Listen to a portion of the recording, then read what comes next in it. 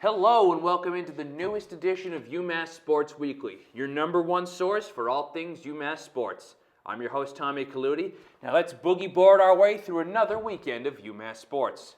First, the football team could only hang 10 in their tough loss to Ball State. Then we'll check in with the hockey team as they rode their winning streak wave into the Capital City tournament. Then, we'll have a gnarly men's and women's soccer sandwich with Phil Sanzo and a little bit of Ali Furlow in between. Wait a minute. Here comes the tidal wave, ladies and gentlemen. Grab your boards because this is UMass Sports Weekly. This is UMass Sports Weekly.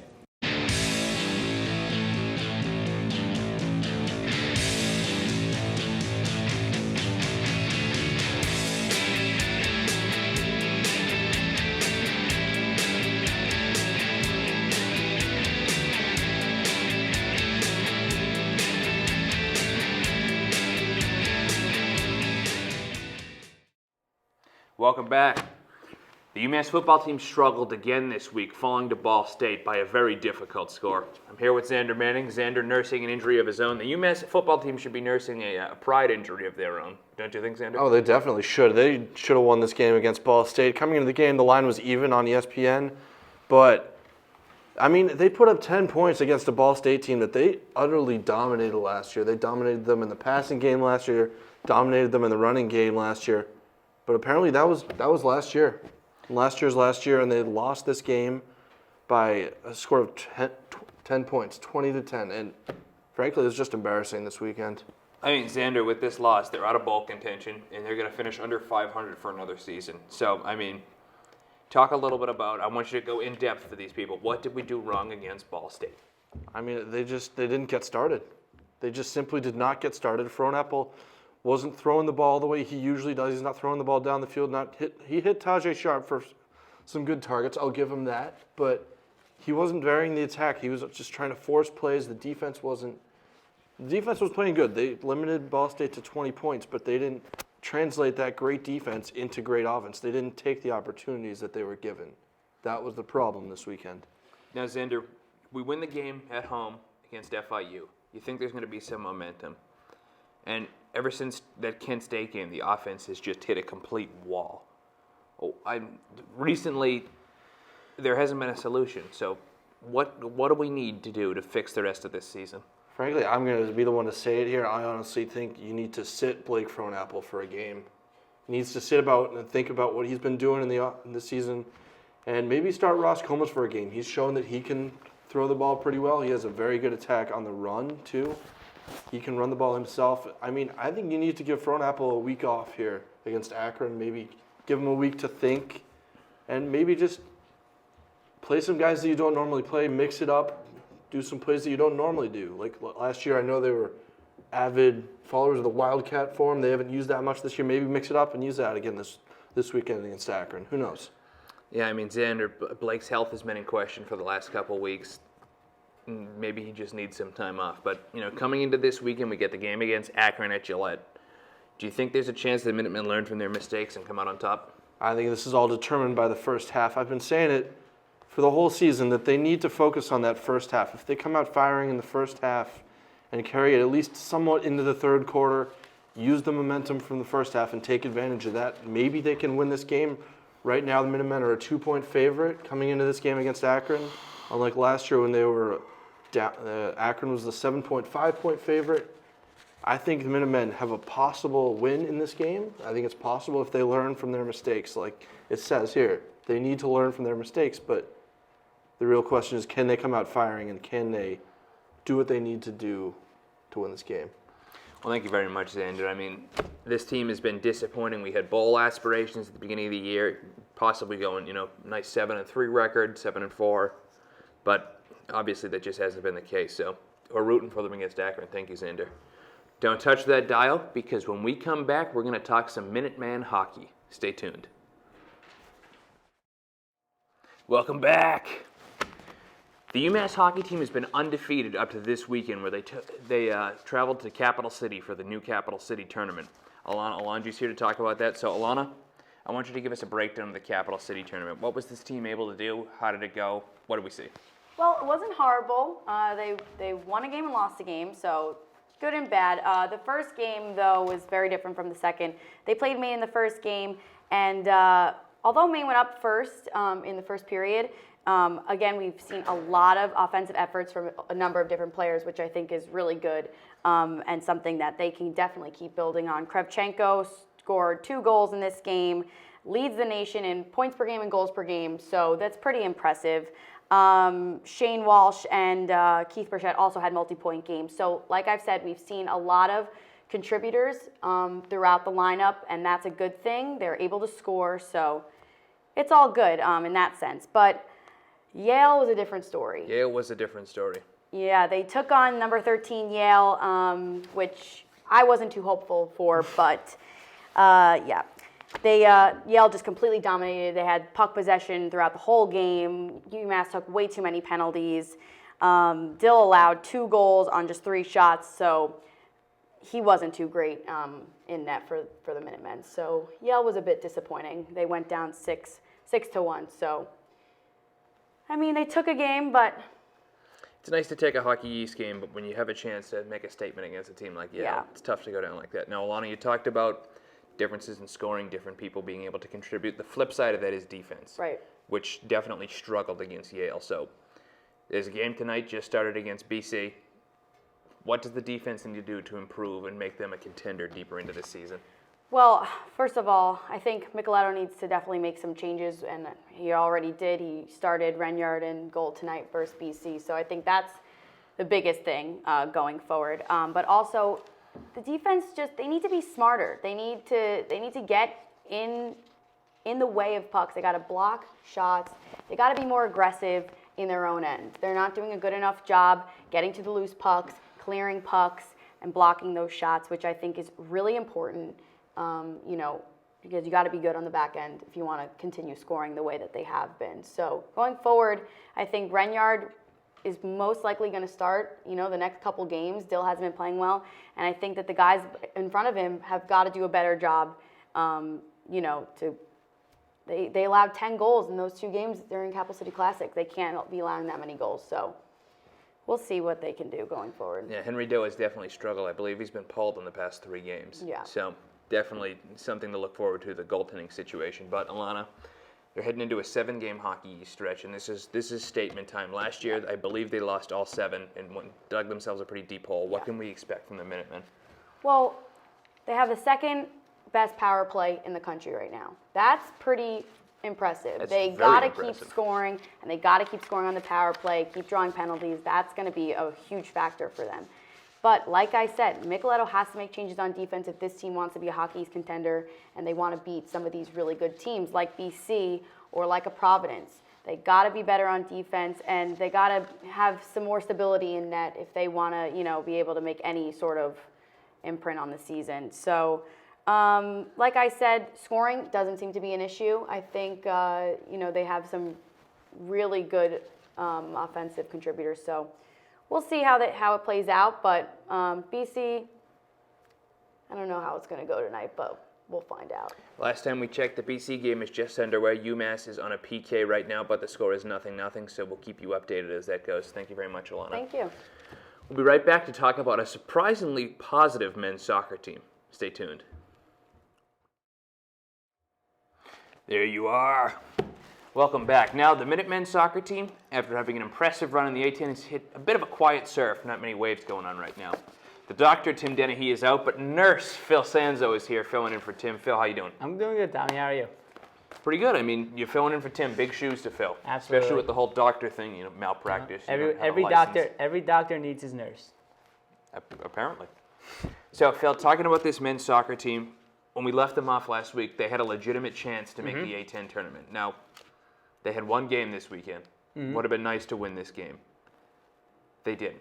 Lost to George Washington. So, Phil, how does that loss to George Washington affect the Minutemen's chances? Well, Tommy, the Minutemen still have a chance to clinch that A-10 berth. It just got a little bit harder because now they got to play Fordham, and Fordham is 4-2-1 in the A-10 right now. Minutemen are only 3-3, 3-3-1. So it got tougher for the Minutemen.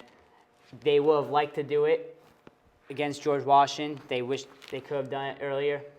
Now they're forced to win this very last game of the season. That's a lot of pressure on this team that we said all season. They are what they are. They're nothing more than a low-scoring team that just gets lucky. But we'll see if they could pull it out against Fordham. They're no strangers to upset. So. Well, I mean, like you said, this team, low scoring as they are, they have been able to pull off some pretty impressive wins. Yeah. So, Phil, I'm going to throw a curveball at you. Does this team control their own destiny at this point? You know what? Partially.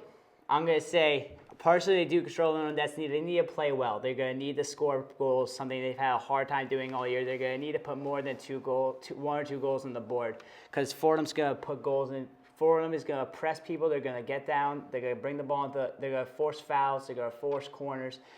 You're going to have to get that ball out of their hands into their defense, and they're going to need to score goals. And really, but that's been their Achilles heel all season. They're 12th in the A10 right now in goals with only 13, and 12 out of 13 teams.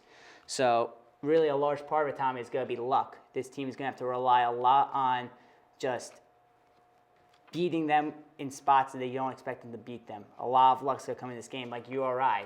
That was a big game that the Minutemen needed to win. They won 2-1. It's a big game.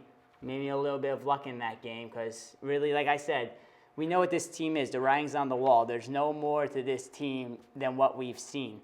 So if they could beat Fordham, that'd be fantastic. We'll get a spot in the tournament, and anything can happen there.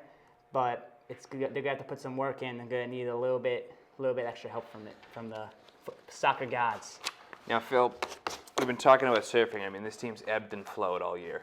Yeah. They had that brutal start, won a couple games in the Yep. A10, and now they've started to Exactly. slide back. Comes down to Fordham. What do they need to do to beat Fordham, beat the odds, beat the soccer gods, and make it to the A10 tournament? Like I said, what they're going to need to do is they're just going to need to not let Fordham get the ball in, not let Fordham control the pace of the game. Something the Minutemen have had problems with this Famous season. surfing quote, "Ride the wave, brah, not the surfer." Sure.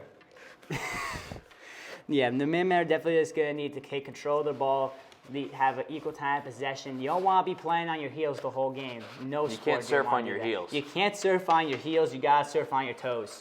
And that's Perfect. exactly what the Minutemen are going to need to do against Fordham. You heard it here, ladies and gentlemen. The Minutemen got to surf on their toes if they want to beat Fordham. Thank you very much, Bill. You got You know, it, man. this team has been a surprise so far, and hopefully they can kick it into high gear. Now, with some more good news, Ali Furlow is going to come on set to talk to you about the newly A10 tournament-bound women's field hockey team. Don't touch that dial. Glad you rode the wave right back in. The Minutewomen field hockey team have had a difficult season thus far. As we talked about with Phil, a lot of ebbs and flows. But we ended up on a flow this season, as the Minutewomen just clinched a berth in the A10 tournament. I'm here with Ali Furlow. How you doing, Ali? Good. How are you, Tommy? I'm doing really well. Now, we hit a bit of a stroke of luck. UConn, who was in the top 15 in field hockey, UMass was supposed to play them. Game got canceled. Mm-hmm. How did the rest of Halloween weekend go for them? Well, they had their matchup against Davidson on Saturday, and that game was mainly a second-half game. That's when all the goals were scored. In the 45th minute, the Minutewomen got their first goal by Ann Dricksta, who scored her first goal of the season. And 10 minutes later, Davidson did come back and scored, tying the game 1-1. But the Minutewomen didn't lose momentum, and less than 5 minutes later, off of a penalty corner, they got their other goal by Shauna Rankin-Burns and ended up winning 2-1. Now, Ali, I think I foreshadowed it quite enough, but what does this win do for the Minutewomen going into the postseason? Well, this puts the Minutewomen at an overall record of 9 wins and 8 losses.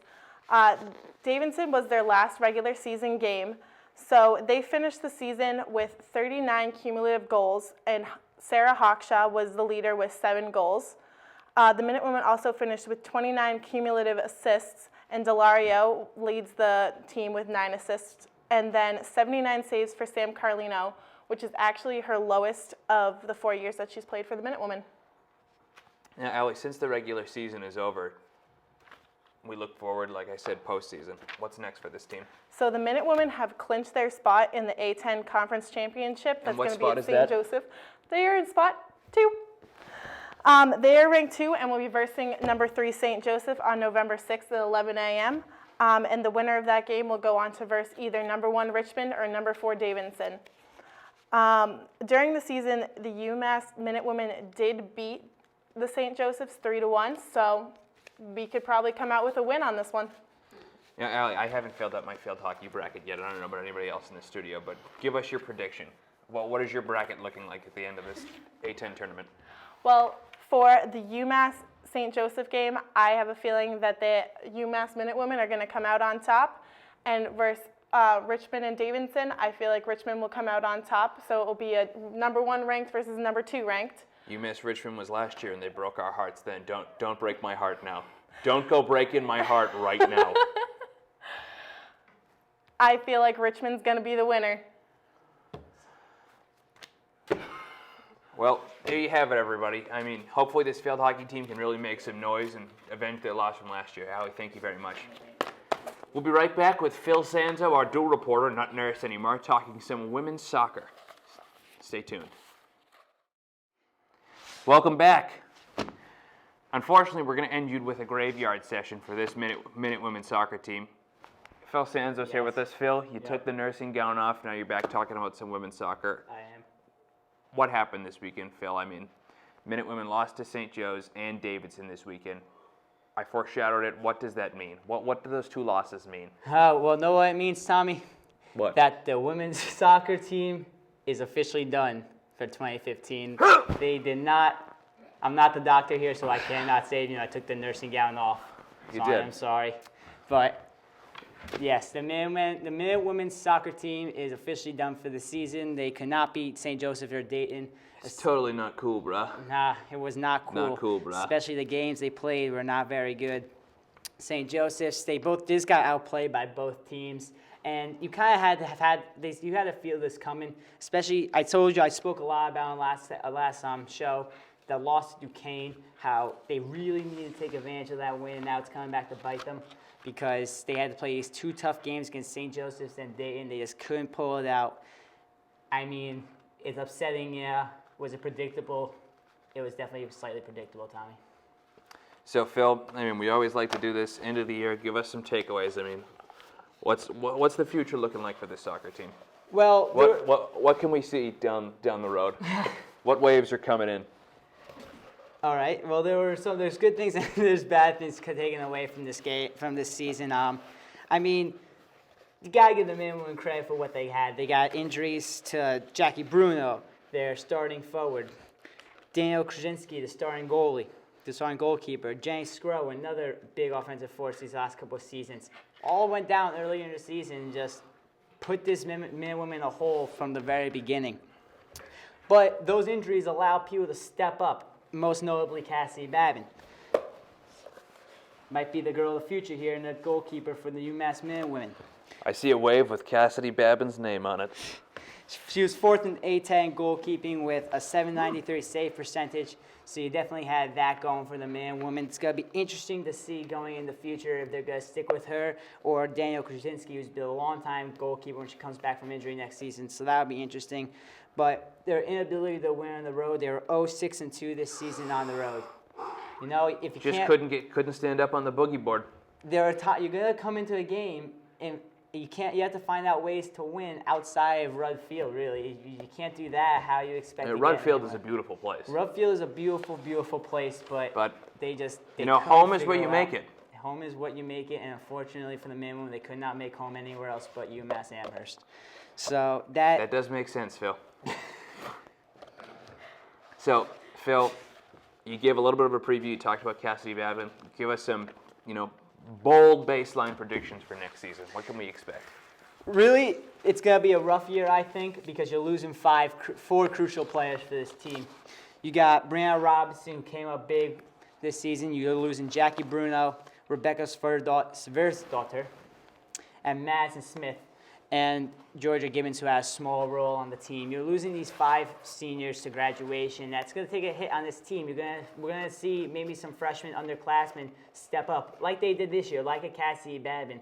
It's going to be interesting to see if they could either propel this team to another level that these seniors couldn't do, or we're gonna have some more lull periods in this organization. So we have to find out. We're gonna find out next season what Ed Matz is gonna do with this team to get it going.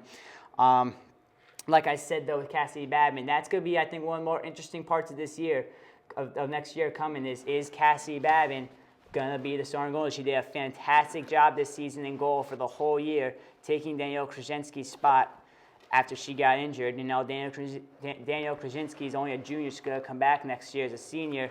Will she get the playing time over Cassidy Babin? I don't know. We're going to have to find out come next fall. So definitely something interesting to look forward to. But I think the men and women had a shot these last 2 years to make it far in the A-10. They couldn't pull it through. May have a lull coming next season. Well, thank you very much, Phil. I mean, that whole Cassidy Babin, Danielle Krasinski was very difficult. Yeah. I mean, it's a cliffhanger left, kind of like Jon Snow at the end of Game of Thrones. I mean, I don't watch Game of Thrones. All right, now before we go, I want to give you an update. UMass versus BC. The game is only 2 minutes and 56 seconds left in the first period. BC power play, but the score is still 0-0. So Minutemen, we're rooting for you. We'll see how that goes. Unfortunately, though, that will do us for this week's episode of UMass Sports Weekly. Midterms are over. We're getting into that latter part of the semester. Let's chug through, you and me both. Remember to like us on Facebook, follow us on Twitter, Instagram, use Periscope, Snapchat, anywhere you can find us. Follow us. I'm Tommy Calautti. We'll see you back here next week at 7 p.m. Have a good week, UMass.